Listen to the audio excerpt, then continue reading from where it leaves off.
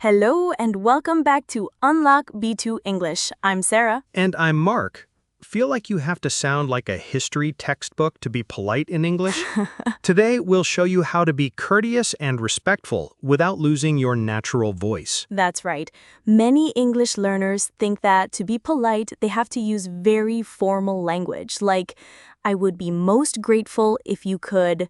But in most everyday situations, this can actually sound a bit stiff or unnatural. The key is finding a balance between formality and approachability. Absolutely. You want to be respectful and considerate, but also sound like a real person, not a robot.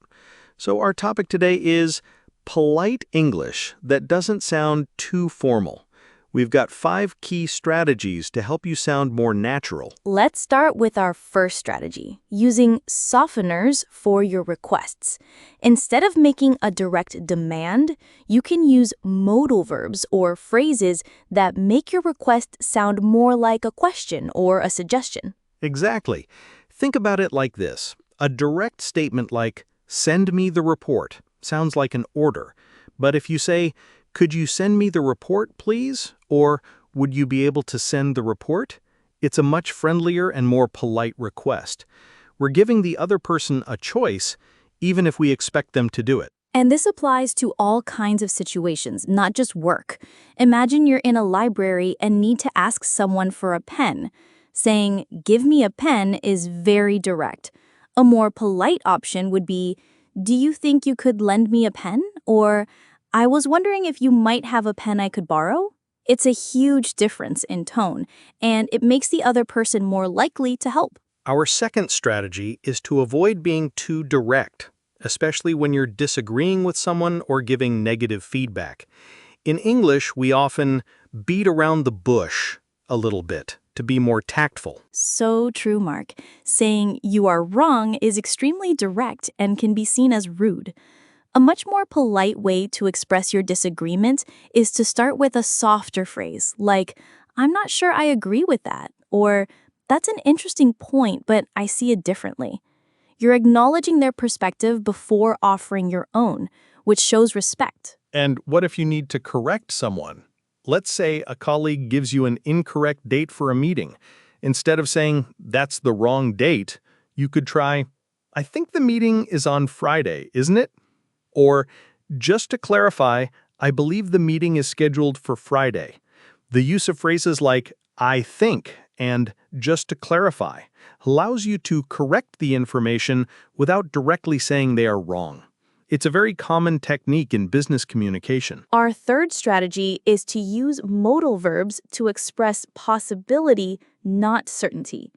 This is especially useful when you want to suggest an alternative or point out a potential problem without sounding aggressive. That's a great one, Sarah. Instead of a direct and potentially confrontational statement like, "This is a bad idea," you can soften it. Try saying, "This could be a challenging idea," or "There might be some issues with that approach." Using could or might suggests that it's just a possibility, not a definitive fact. It invites discussion instead of shutting it down. Exactly. In a meeting, instead of saying, "We should try a new vendor," you could say, "We could try a new vendor," or "It might be worth exploring a new vendor."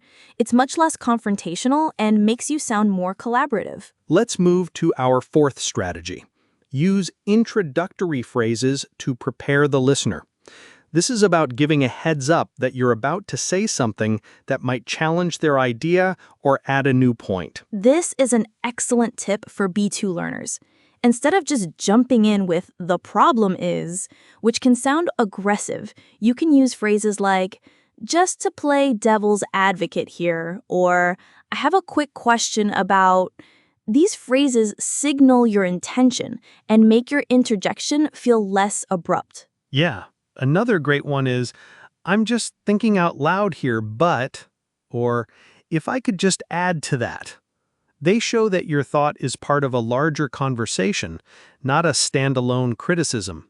These phrases are very common in natural, fluent English. Our fifth and final strategy is to thank and acknowledge the other person's effort. It's a small thing that makes a huge difference in how you come across. Absolutely. Don't just say, "Thanks for your help." Try to be more specific. You could say, "Thanks so much for taking the time to help," or "I really appreciate you looking into this." This shows that you value their time and effort, not just the result. You can even use this in everyday conversation. If a friend just gave you a long, detailed explanation about a tricky topic, instead of just a quick, "Okay, thanks," you could say, "That's really helpful. Thanks for explaining that so clearly." It shows genuine appreciation and makes the other person feel valued and heard. Okay, so to summarize our 5 main strategies, use softeners for your requests, avoid being too direct, use modal verbs to express possibility, use introductory phrases to prepare the listener, acknowledge and thank the other person's effort. Let's move to our weekly challenge. This week, we want you to pay close attention to how you make requests or express opinions. That's right. Identify 3 situations in your week where you would normally be very direct. Then mentally rephrase those sentences using the softeners and indirect language we discussed today. Practice them out loud.